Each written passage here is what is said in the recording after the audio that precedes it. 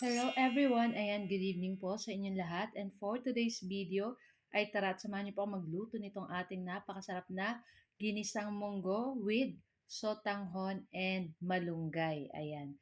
So nilahokan din po natin yan ng konting pork para mas masarap. So tara na guys at samahan niyo po ako magluto and enjoy watching po. So ayun na nga at sinangkot siya na natin dyan yung ating pork hanggang mag golden brown ng katulad ng ganyan. Pagkatapos ay igigisa na natin dyan yung ating bawang at yung ating sibuyas. And then, halu-haluin lang po natin yan. At pagkatapos, isunod na rin po natin dyan yung ating isang pirasong kamatis. Kasi medyo mahal po ang kilo ngayon ng kamatis. Ayan, halos lahat po ng gulay ata ngayon medyo mahal ang kilo. Ayan. Tapos, ayan, nilagay namin dyan yung natira naming adobo pa na nasa rep. So, sayang naman guys. At ang adobo naman, hindi naman po yan basta-basta nasisira. Tumatagal po yan ng isang taon, charot.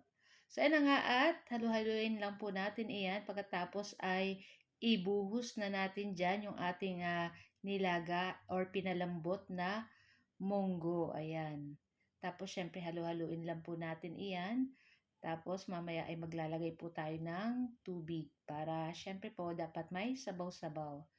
So after nga ng ilang minuto, ayan, maglagay na tayo dyan ng 2 basong tubig. Ayan. Tapos salu-haluin natin at syempre magtitimpla tayo dyan ng pampalasa ng asin and ng paminta. Tapos pwede nyo rin po lagyan ng kung anong gusto nyong sangkap pa. Pero sa akin okay na po yun kasi malasa na yung ating nilagay na adobo. Ayan. Tapos, ayun na at naglagay na tayo dyan ng asin. Tapos, pamintang durog.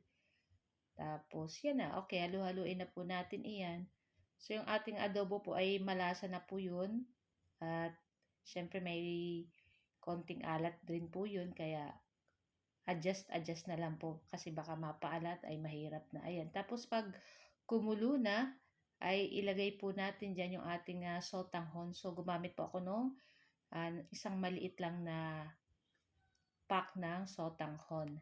Tapos, ayan, madali lang naman po yung maluto. Tapos, halu-haluin lang natin. At pagkatapos, maglagay na tayo ng 2 pirasong siling pang sigang. Ayan, halu-haluin na naman po. Ayan, napakasarap nito guys. Kaya, itry nyo na din po. Ayan, tapos maglagay na tayo ng ating dahon ng malunggay para syempre mas healthy yung ating ulam ngayon. So, pinartner po namin dyan ay yung ating imbutido pero hindi ko na videohan yung ating pagluto ng ating imbutido. So, ito yung aming ulam mula nung lunch hanggang dinner kasi medyo madami po yung ating naluto. So guys, ito lang po ang aming video today at sana po nag-enjoy kayo. Huwag niyo po sana kalimutan mag-like, comment at pa-share po ng ating video. Thank you for watching. Happy tummy!